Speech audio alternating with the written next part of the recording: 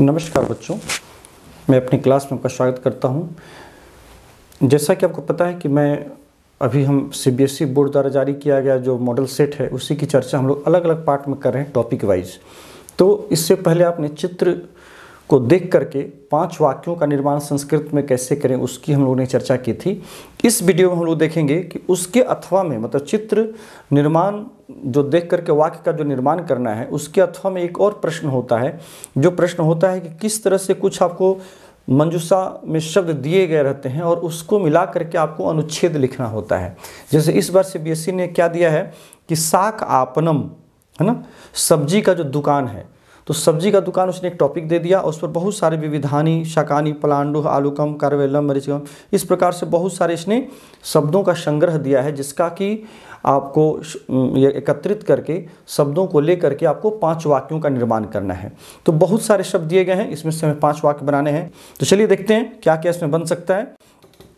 फिर इसे हम मिटाएंगे भी, तो इसलिए आप इसको चाहें तो नोट भी कर सकते हैं। साथ ही साथ पहले इसमें चूंकि छोटा सा एक अनुच्छेद होता है, तो अनुच्छेद के तौर पर लिखना है कि हम जो सब्जी खरीदने जाते हैं तो सब्जी के दुकान की स्थिति क्या होती है। यहाँ ऊपर टॉपिक दे दिया गया है शाक आपना, है ना, सब्जी का दुकान। यहाँ पर दिया गया है, कहता है कि शाक विविधानी शाकानी, यहाँ देख सकते हैं कि आपने, शाक आपने, यहाँ सब बनाना शुरू कर सकते हैं। मैं यहीं लिखने का प्रश्न फिर इसको मैं हटाऊँगा, है ना, मैं यहाँ अभी इसको हटा दे, यहाँ लिख देते हैं शाक आपने। देखिए शाक आपने विविधानी शाकानी, विविधानी शाकानी, शाकानी, शाकम मतलब होता है सब्जी, है ना, विविधानी शाकानी संति, शाकानी संति।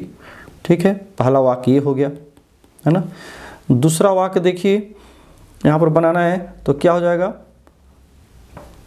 आपने दुकान में, है ना, उस सब्जी के दुकान में क्या है, पलांडु अपि अस्ति, पलांडु कहते हैं प्याज को, है ना। तो सब्जी के दुकान में आलू प्याज इत्यादि रहता है, पलांडु अस्ति, है ना।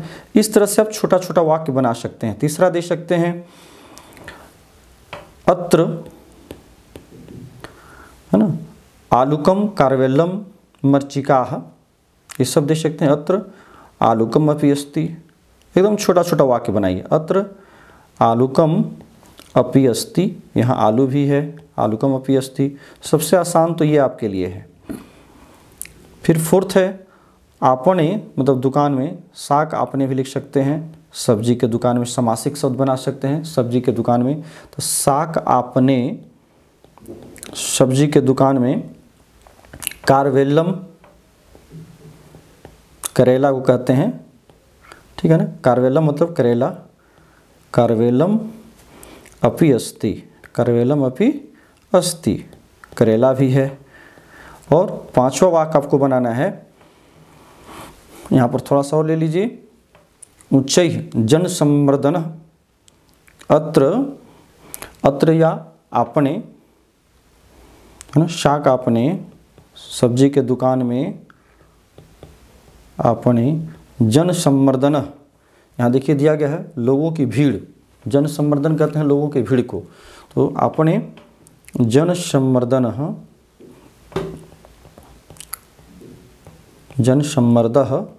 जन संवर्धः अस्ति अथवा वर्तते। तो इस प्रकार से आप 5 वाक्यों का आप निर्माण करके ये अनुच्छेद को आप कंप्लीट कर सकते हैं। चूँकि निर्देश दिया गया है कि 5 ही वाक्य आपको बनाने हैं, इसलिए आपको 5 ही वाक्य बनाने हैं। 6 वाक्य या 10 वाक्य बना दीजिएगा तो इससे आपको ज़्यादा मार्क्स नहीं मिलना है।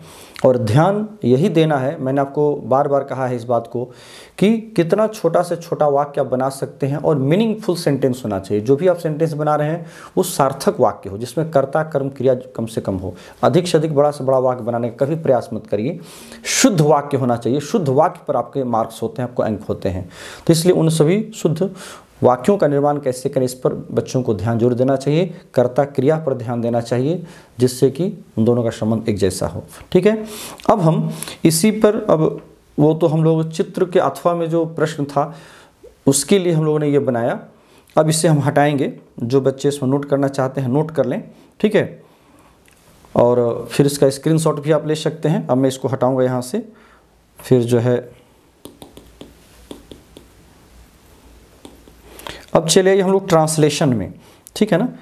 अब ट्रांसलेशन में देखिएगा यहाँ पर दिया गया है आपको कि अधोलिखितानि वाक्यानि संस्कृत भाषा अनुवाद्य लिखित, अनुद्य अनुवाद करके, संस्कृत भाषा में अनुवाद करके आपको लिखना है। केवलम पंचवाक्यम, यहाँ पर 7 वाक्य दिए गए हैं, केवल 5 वाक्य आपके लिए आपको बनाना है।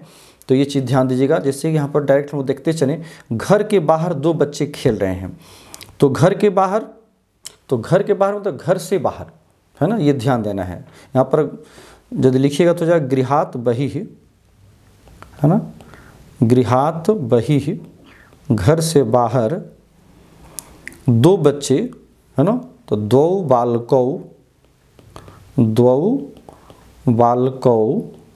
बालकौ खेल रहे हैं, क्रीडतः अथवा खेलतः, है ना, क्रीडतः अथवा खेलतः भी लिख सकते हैं। खेलती, खेलता, खेलंती, खेल धातु है, कहीं उसमें कहीं कोई कमी नहीं। इसी प्रकार से क्रीड धातु है खेलना, उसे भी आप लिख सकते हैं।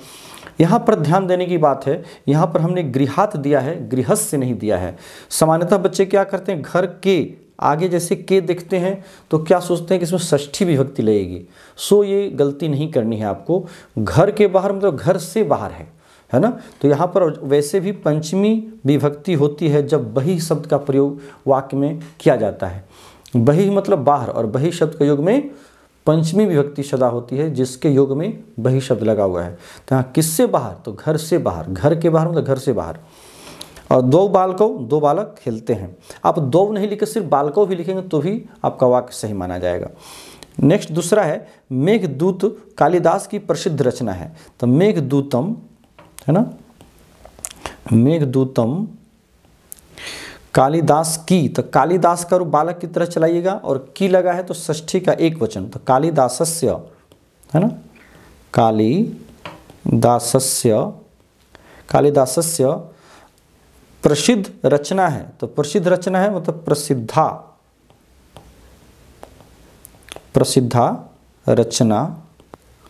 रचना अस्ति अथवा वर्तते, दोनों में से कोई भी एक सहायक क्रिया दे सकते हैं। अब देखिए यहाँ पर मेघदूतम कालिदासस्य, कालिदास की, कालिदास को बालक की तरह चलाए, जैसे बालकस्य होता है उसी प्रकार से कालिदासस्य हो गया, कालिदास की। यहाँ पर प्रसिद्धा हो गया है। प्रसिद्धा इसलिए हुआ क्योंकि रचना शब्द स्त्रीलिंग है। ध्यान रहे कि प्रसिद्धा इसलिए हो गया क्योंकि रचना शब्द स्त्रीलिंग है, इसलिए इसका विशेषण बनकर के प्रसिद्धा आया है। यदि रचना नहीं रहकर कोई पुल्लिंग शब्द होता तो फिर प्रसिद्ध हो जाता। जैसे यहाँ पर जनः रहता तो प्रसिद्ध जनः, है ना। प्रसिद्धम स्थानम, तो स्थानम नपुंसक लिंग है तो प्रसिद्धम हो जाता। क्योंकि विशेषण अपने विशेष्य पर डिपेंड करता है, जैसा विशेष्य वैसा उसका विशेषण। तो प्रसिद्धा रचना अस्ति, इसीलिए यहाँ पर रचना के कारण जो है प्रसिद्धा हो गया अस्ति। तीसरा है तुम सब कल क्यों नहीं आए थे। तो तुम सब क्या हो जाएगा, तुम सब का त्वम युवाम यूयम, है ना, बहुवचन में। तो यूयम कल मतलब हो गया बीता हुआ कल, ये बीते हुए कल की बात हो रही है। लंग लकार में आप क्रिया को ले जा सकते हैं, या फिर अक्तक तोतु प्रत्यय करके जो भूतकाल का जो हम लोग अर्थ करते हैं, क्रिया को जो बदलते हैं, उससे भी आप प्रयोग में कर सकते हैं।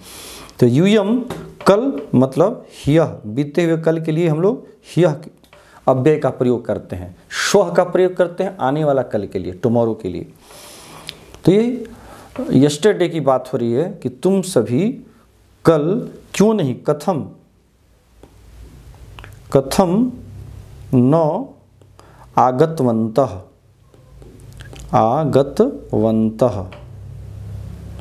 ठीक है। इस तरह से यूयम तुम सभी, यह मतलब कल, कथम न आगतवन्तः, अथवा त्वम युवायम अगच्छ अगच्छतम अगच्छत, तो आगच्छत कर दीजिएगा। अगच्छत मतलब गए, और उसी के पहले आ उपसर्ग लगा दीजिएगा तो आने का अर्थ हो जाएगा। तो आगच्छत, तुम सभी कल क्यों नहीं आए, तो आगच्छत का भी प्रयोग कर सकते हैं, अथवा आगतवन्तः का भी प्रयोग कर सकते हैं। अक्तवतु प्रत्यय लगा करके गम धातु से, गतवान गतवंतो गतवन्तः, और आ लगा दिए तो आने का अर्थ हो गया। आगतवान आगतवंतो आगतवन्तः, कल क्यों नहीं आए, पास्ट टेंस करते हैं, ठीक है। तो यूयम के अनुसार जो है, चूँकि यूयम बहुवचन में है इसलिए आगतवन्तः भी जो है बहुवचन में होगा। अगर त्वम रहता तो आगतवान हो जाता, ठीक है। अब नेक्स्ट चलिए, वे दोनों वहाँ जाए, ठीक है, तो वे दोनों का तौ है ना, सह तौ ते तौ, वहाँ का हो गया तत्र है ना, वहाँ के लिए हो गया तत्र। और जाए, तो जाए मतलब या तो आप विधिलिंग लकार या लोट लकार का प्रयोग कर सकते हैं इसमें। तो यहाँ पर ध्यान देना है कि कर्ता क्या है, सह तौ, मतलब प्रथम पुरुष के द्विवचन का है कर्ता। तो क्रिया भी लोट लकार का दीजिएगा और प्रथम पुरुष के द्विवचन का दीजिएगा। तो गच्छतु गच्छताम, तो यहाँ हो जाएगा आपको तौ तत्र गच्छताम,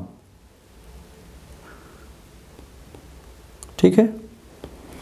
तौ मतलब वे दोनों, तत्र मतलब वहाँ, गच्छताम गच्छतु गच्छताम गच्छन्तु, ये लोट लकार का प्रयोग होता है संभावना अर्थ में या आज्ञा अर्थ में, ठीक है।